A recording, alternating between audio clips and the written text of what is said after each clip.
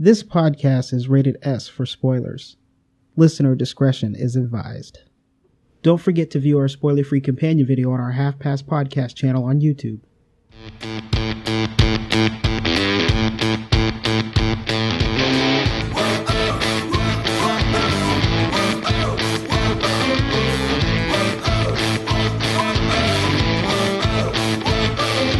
Welcome to the Half Past Podcast. This is episode 29, the movie review of Kung Fu Panda 3. We will also be discussing the Secret Life of Pets trailer. I'm Graham Wicks, and here with me is my friend, co-pilot, and X-Files enthusiast, Ian Jones. Ah, yes, the truth is out there. The truth is out there, Jones.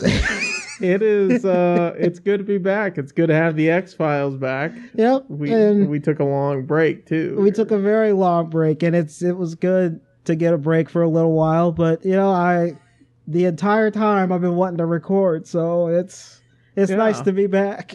It is. It's amazing when you get into a habit of it, and you're just like, man, I really, really want to record, and we don't have anything right now.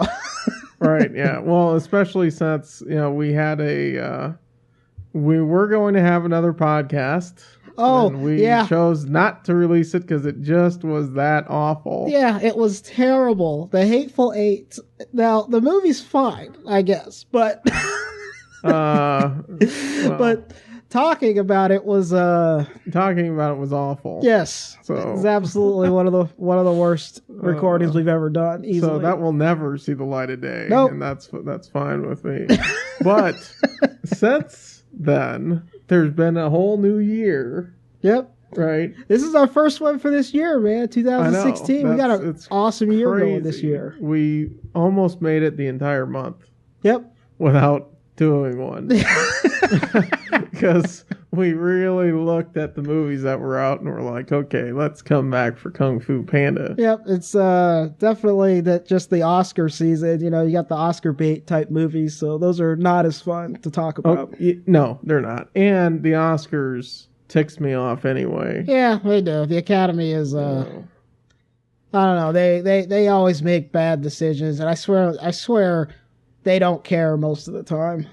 I'm really annoyed that Adam Driver and Daisy Ridley didn't get nominated. Nothing. I don't think Star Wars got anything, did they? I don't know. Technical stuff. Did it get technical stuff? Music and editing. Okay. Well, at least that's something. But I'll tell you, since it's the new year, there were a couple of stories that I feel like I need to get off of my chest. Oh, okay. Just real quick. And one of them was, last Wednesday night, I was in Phoenix for a concert. Yep. And I showed up early, like an hour early. The doors were open, but none of my friends, my usual concert buddies, were there. Okay. And so I was early, and I knew I would be standing all night. And down there at the Crescent Ballroom, they've got bleacher seating. Yeah. So if you show up early, you can sit there and rest a little bit because you're going to be standing for 4 hours. Yeah. So that's what I did. I knew I was going to get there early and I was going to get one of those seats and just camp until my buddies showed up. Yeah. I sat there and I couldn't believe what the girl behind me said. Okay. She said, "Aw, this guy doesn't have anyone to sit with." Oh my gosh! Can you believe that? It blew me away. Oh my gosh! I just man. I've always kind of been a wallflower at those kinds of things anyway, but this time I was there with people. And I have to say, I swear to you, I think you should be able to slap open-handed one person a year. Just one. And it doesn't matter if it knocks them out. If it's just a slap, it doesn't matter how much it hurts them or if they end up falling down some stairs as a result of it. I think you get one slap, and I would have wasted it in the first month. Within the first month of the year. Oh, that's terrible. I couldn't believe it. That actually reminds me of the time period when I was coming home from work. And I think I've told you this story. I've never said it on the podcast, but when I was driving home, it was late because I used to work at Walmart, and I worked the closing shift. So I worked from like 4 p.m. to 1 a.m. And so this is after I've already gone to school and done like all this other stuff. So I'm tired and I feel terrible. The day was bad. All the customers were horrible that day.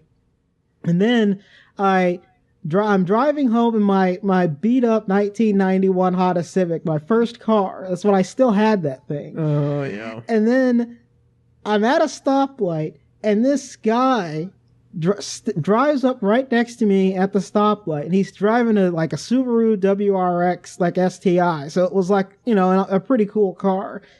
And he was with his girlfriend, and then she looks over at me, and like my windows are down. I'm doing like I'm hunched over in my seat because I've basically already been killed that day.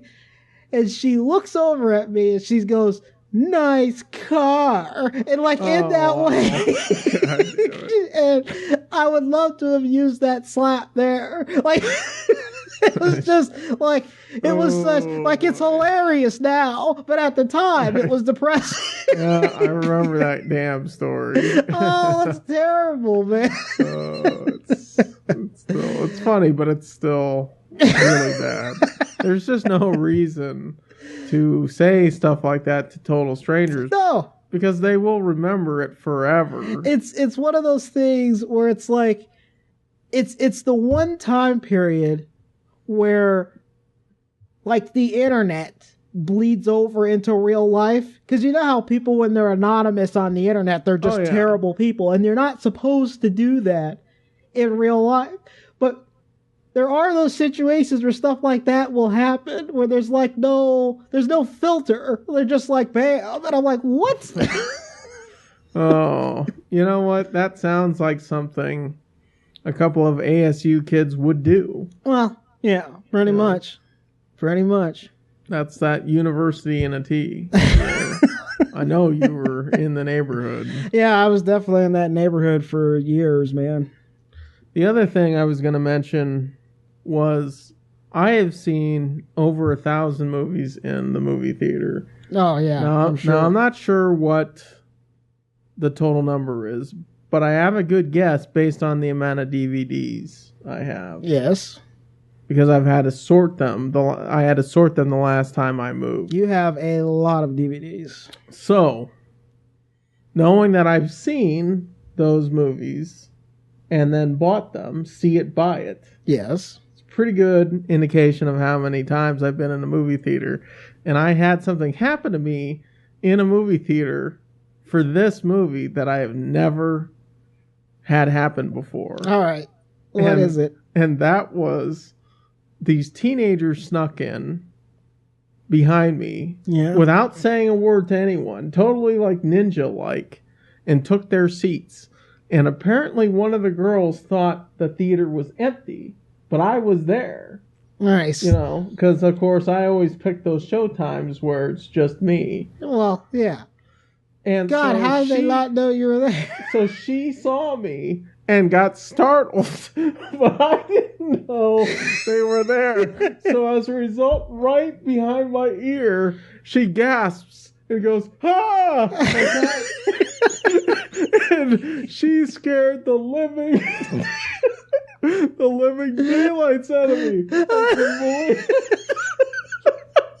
I was like, I absolutely lost it. I can't tell you. I can't tell you how high I jumped out of my And I was like, this has never happened to me before. This is completely brand new. Oh, that is amazing. It's the most ridiculous thing ever. Oh, I just cannot believe what her problem was. But damn, did she scare me. What worse did I scare her? It's like there was a subtle flash and like she saw my face. She was like, ah! Oh, awesome. Oh, that's fantastic. I should have high-fived her, but I felt like such an idiot jumping out of my skin. All right. That is awesome. Oh man, that is amazing. Oh jeez. Oh. Oh man. All right, man. Now that we're like 10 minutes into recording basically now. All right. We should probably actually start talking about the movies. Yes. Okay. All right, so we're going to start with the trailer this week, which is The Secret Life of Pets. It's Illumination Entertainment's next movie, so the same people did the Despicable Me movies and Minions. And the first thing I have to say is the teaser trailer was pretty interesting, and it was very vignette-like, and it definitely looked like it was fun, because it's one of those stories where it's got to be kind of a fun, cute family movie. You know, what your pets are doing while you're away type of thing. And so I feel like it would definitely be a fun watch. And Illumination Entertainment has done like okay for the past, few movies that they've done, which I think they've only done the 3, I believe. But they've been doing okay. They have not been great movies, but they've all been, considering they just started like probably 6 years ago or something. They are definitely doing better than a lot of the other 3D movies that we've seen that are just awful in the trailers. Norm of the North type movies. Yeah. It definitely looks pretty interesting. I'm not exactly sure what the main plot is going to be and how they're gonna get it done, but it definitely looks like a fun one. So what do you got, man? Well, I mean, to me, based on the newer trailer, Yeah, it looks like it's gonna kind of be like a Finding Nemo type thing. It definitely seems that way. So that, I think, makes me less interested in it, but I think the teaser is so great that the teaser I is hope there's just more stuff like that in there. Yeah, the teaser is really good, and I have to admit that I agree that after seeing the official non-teaser trailer, I was actually slightly less interested in it. But I still think it'll be fine because Illumination Entertainment has been doing fairly well with their movies, and Minions killed in the box office last year. It made an unusually large amount of money, so hopefully they'll be able to knock it out of the park with this one. Hopefully this one's just better than all their others. You got anything else for this trailer, man? No, I think I was looking forward to seeing it just from the teaser alone. Yeah. Mm-hmm. So I'm not even sure that they needed to do this extra trailer. Well, there's no way they wouldn't have done it, right? But yeah, right. I got you. Yeah, I mean, if you don't do it for this one, which is a pretty big release, when are you going to get it in? Yeah, when are you going to get it done? All right, man. So I guess we're going to go ahead and take our break here, and then we'll get right into Kung Fu Panda 3.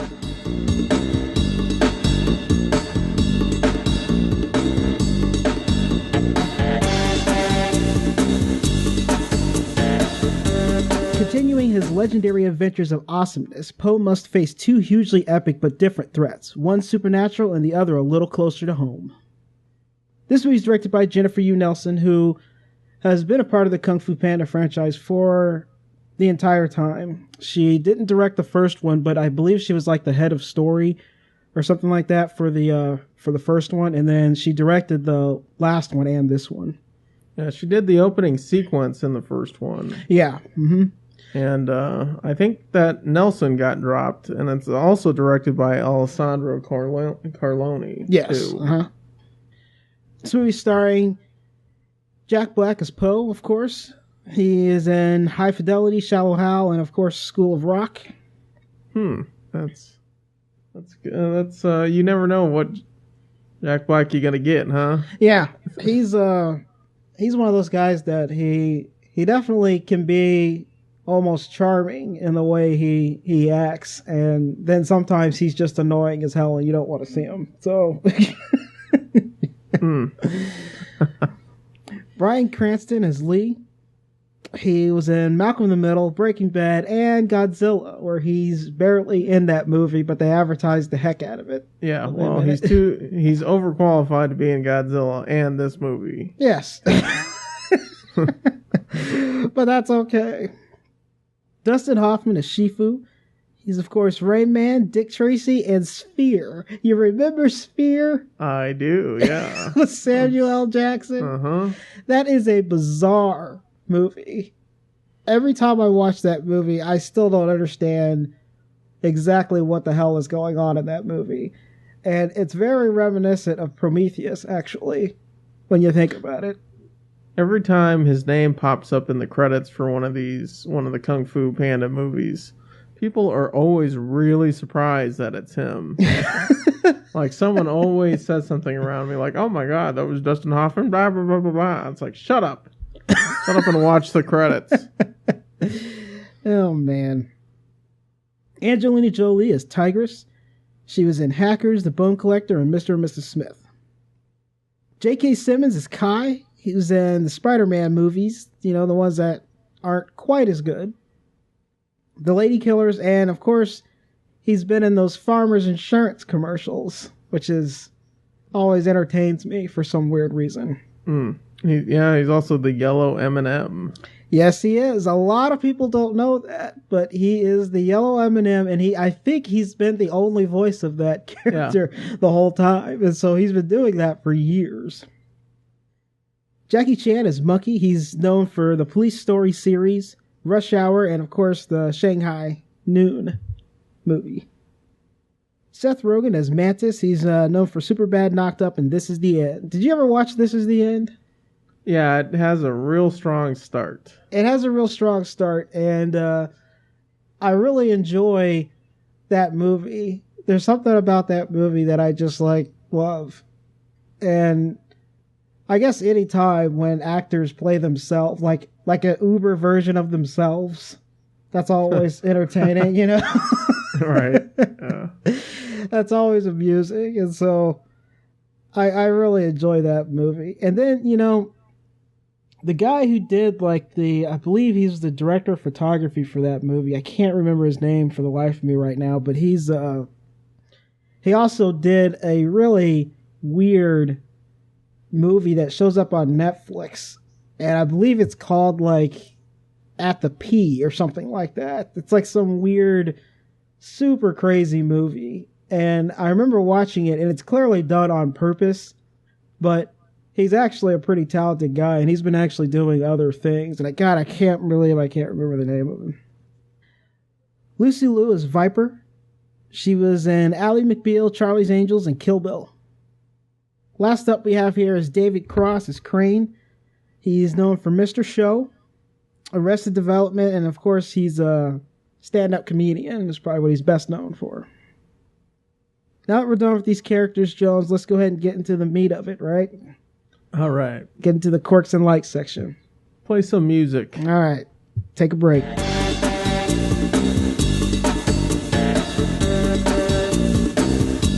All right, now for the quirks and likes section. Let's go ahead and start with my quirks, as always.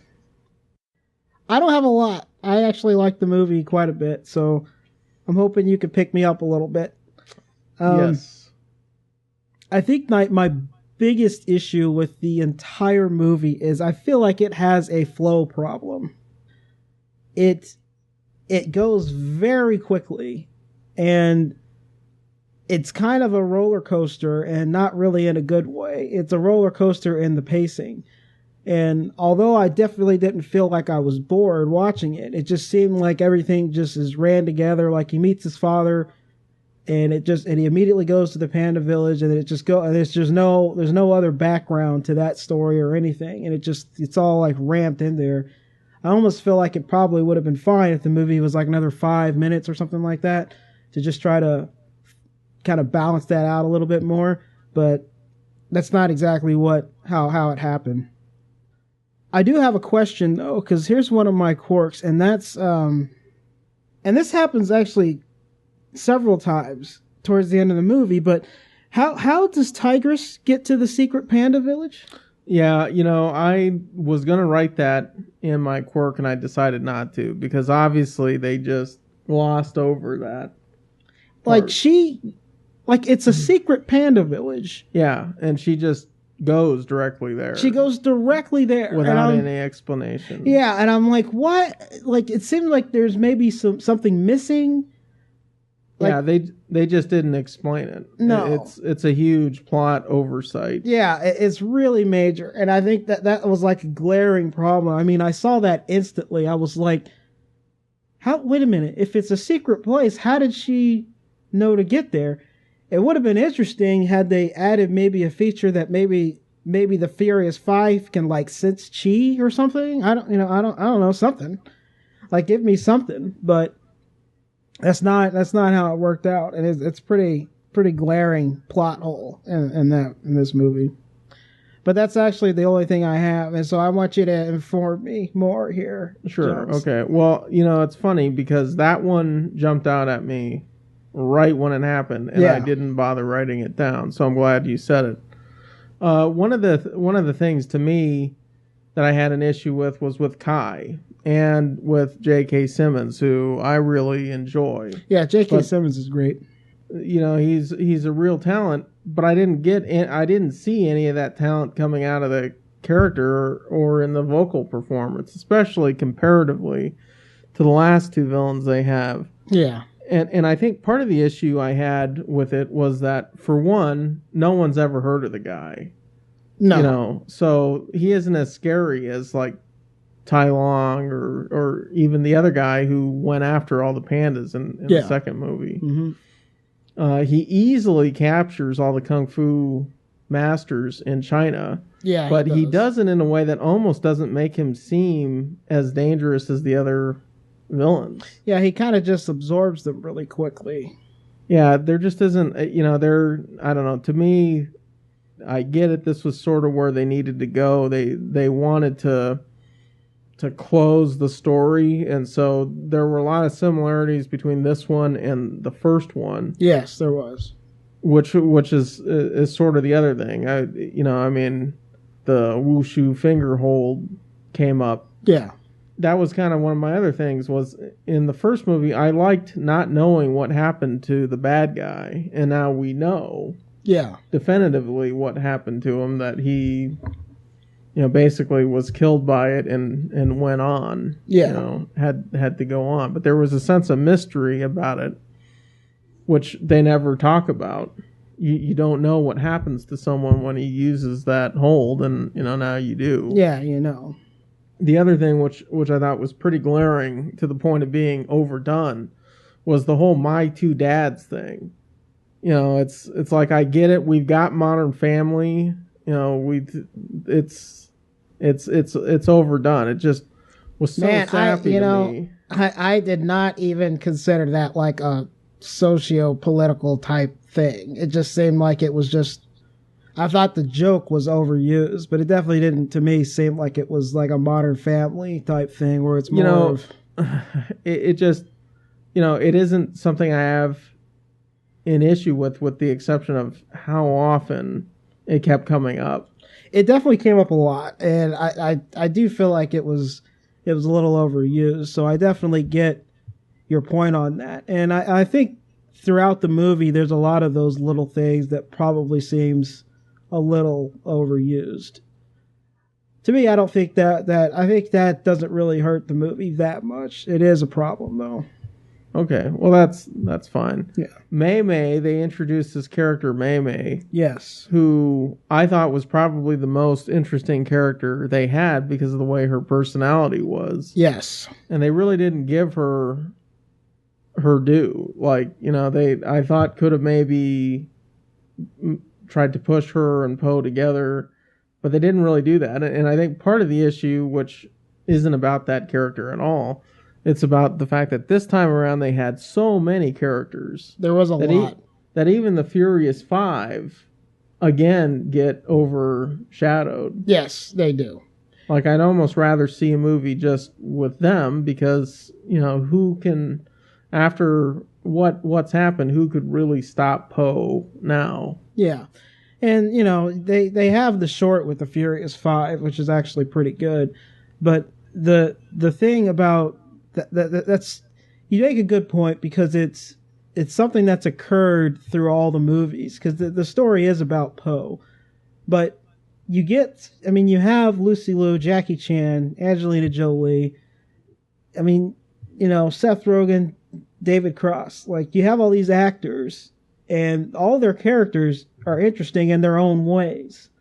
And in all of these movies, they definitely get overshadowed, like, constantly. Yeah. And I definitely get your point. It's like you want more from those characters, because they are interesting characters, but they always take a back seat to everything else. So I definitely get your point. The other thing was the way that the pandas learned how to fight, if you could call it that. Yeah. In the second movie, to me, the way that I remember it, and correct me if I'm wrong, the way that I remember the second movie was the Panda Village had warriors in it. I remember them fighting back. And it seemed like that was totally not in play here.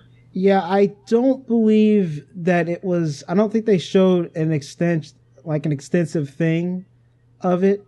And the way that I took that is that they had basically...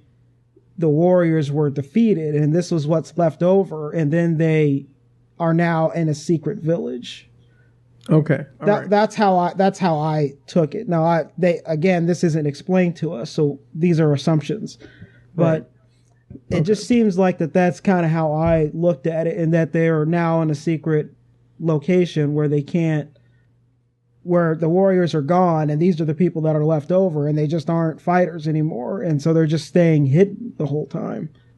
The way that the pandas learned how to fight and took on the spirits of kung fu masters with relative success, I swear is something right out of the one Glee episode my family made me watch.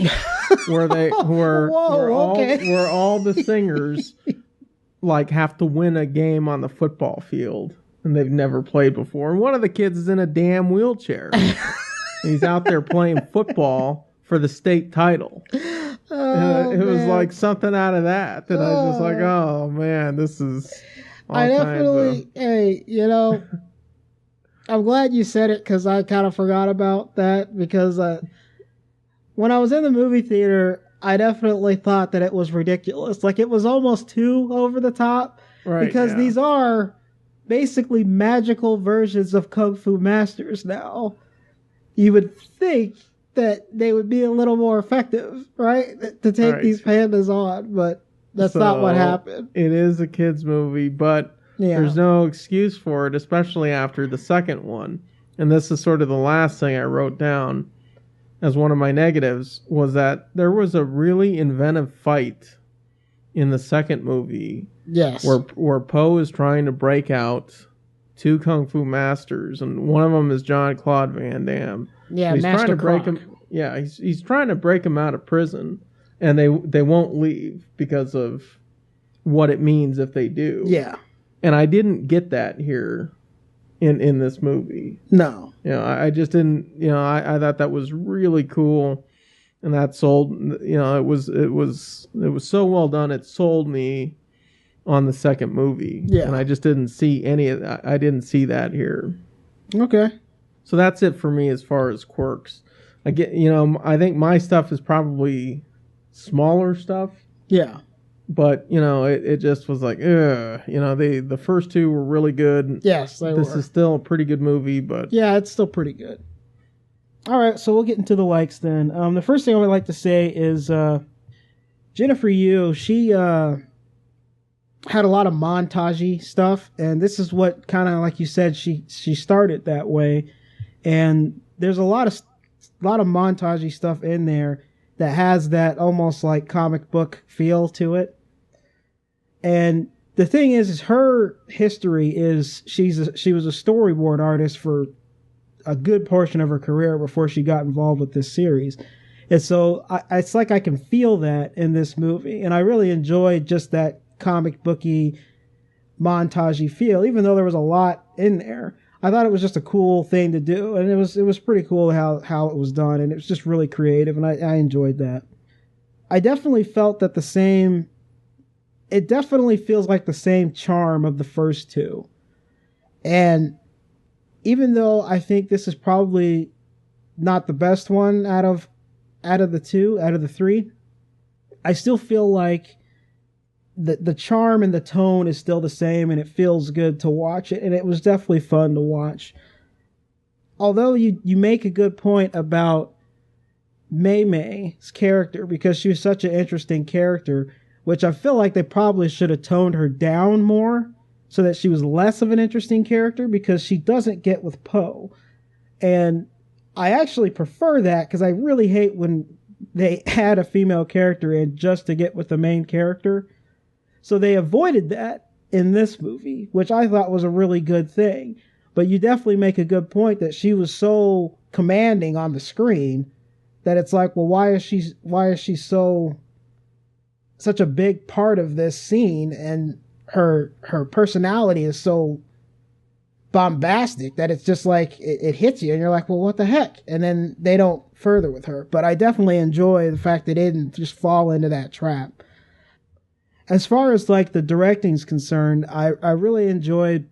There's one thing that always hit me about Kung Fu Panda 1, and the use of color in the Kung Fu Panda 1 and light is really good in the first one. And I think that's one thing that the second one doesn't really have as much.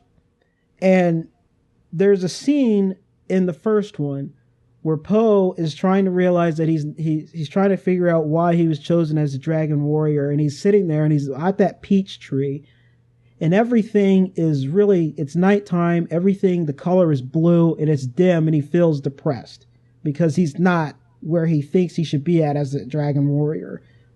Well, Oogway comes up and he brings a lantern, so he brings light with him, and then he leaves light with him after he's done talking to Poe. And right. So it brightens up the scene, and that scene happens again, except this time it was with Shifu talking to him about mastering Chi and being the teacher. And so I thought that was a very awesome scene. It was reminiscent of the first one, and it's very symbolic to me of this transfer over to these different characters. And I thought that was a great thing, and I really enjoyed that. The only other thing I have to say is I actually thought that I guess this is not necessarily alike, but it's kind of like, I like the potential of the villain, I'd have to say. It seemed like I wish they would have did more with him, but I like the fact that he was so different from everything else in all the other movies. You know, he has this very elaborate, you know, knife with chains type of weapon, which is, I think, is just incredible to do. And the animation on it is great. And I really enjoyed that aspect to it. It was so much different, and it was just, all the other villains were basically like hand to hand. They really didn't have anything else. And he has this like, and he even commands the screen when he's there, because he's a very big guy. And it's a shame that I feel like he was wasted, because you don't really get as much as you want out of him. But I did enjoy the concept of the villain. So what else you got? I thought it was really colorful in a fun way throughout, that matched the tone of doing a spiritual movie. Yes. And you mentioned the little vignettes, the editing, the comic book style. It was stylized in a way to me that reminded me of scroll work.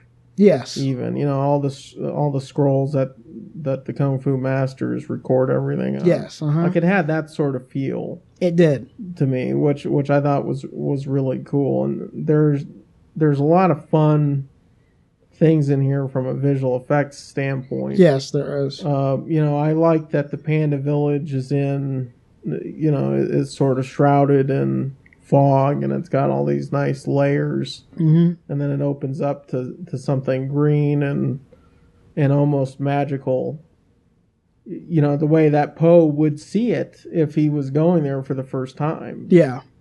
I think if this is the last Kung Fu Panda movie they do, which it may not be, I thought that they really wrapped it up in a nice way. And sometimes I have an issue with that, but I think he's come full circle as a character now. Yes.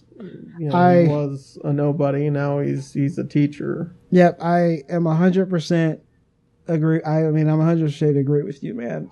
That's exactly where I'm at on it. I feel like this movie may not have been quite as good as the first two, but it's the third movie, so that's hard to do anyway. But it does the thing that I wanted it to do, which was wrap the story up into a nice package, and now you have this nice little trilogy that is just solid. It's just a really, it's a solid trilogy, and I think and I'm okay with that. I like when movies do that, to be honest. Yeah, it's kind of like the third Ocean's 11 movie. Yeah. Mm-hmm. Where it's like, it's at least they're not having her play Julia Roberts. Nice. and be a character anymore. Like, did that just happen in this? That's so lazy. But maybe it's better than that, because I suppose I did have a huge issue with that. Yeah. In those movies. But if this is it, if this is the last of Kung Fu Panda, I think they could always do more. I think it would be cool to show him teaching and maybe pass it on to a new set of characters. Well, that would be interesting to do. Yeah. All right. You got anything else? No, that's it for me. You ready to rate this thing? Yeah, let's rate it. All right. I'm going to go ahead and say I think it's a fun family movie, and I think it's good enough to basically tidy up the entire series. And I say if you like the other two, go ahead and see it. I think it's a really solid rental, and that there's no need for another one. I would agree. I would like for it to just stop here and be just fine. All right, so I guess we're going to sign out then. Awesome. All right, so you can always contact us via our home on the web at halfpastpodcast.com. Are we checking that thing? Yeah, we're checking that thing. Like us on Facebook. Rate us on iTunes. Now that's something we aren't checking, so. Yeah. So maybe just use Stitcher or Libsyn, because we're on that too. Segway. And if you want to email us, our email address is always halfpastcast@gmail.com. That's halfpastcast@gmail.com. Let us know you're listening. Tell us we're terrible. All that stuff. I take all the mail, so it's fine. Hate mail. Yep. Tweet us at halfpastpodcast. That we're also on quite often for some weird reason. Who would have thought we would have been into Twitter? Not me when I started this journey. All right. Thank you for listening, and thank you for your support. Our next movie up is Deadpool in 2 weeks. Okay, so is this going to restore my faith in Fox and I don't know. superhero movies? It looks good. It looks really good, man. It looks like it's all the same color. shot on green screen. Yeah, pretty much. So we'll see. But it definitely, the character looks on point. Yes. And the fact that it's rated R also makes sense. And so I think they're going the right direction, personally. So speaking of, just to make this longer, you know what? we are already going long. Okay, we'll talk about that. We'll talk about the trailer after Deadpool. All right. Instead. All right, man. So this is the Half Past Podcast. I'm Graham Ricks. Skadoosh. See you next flick.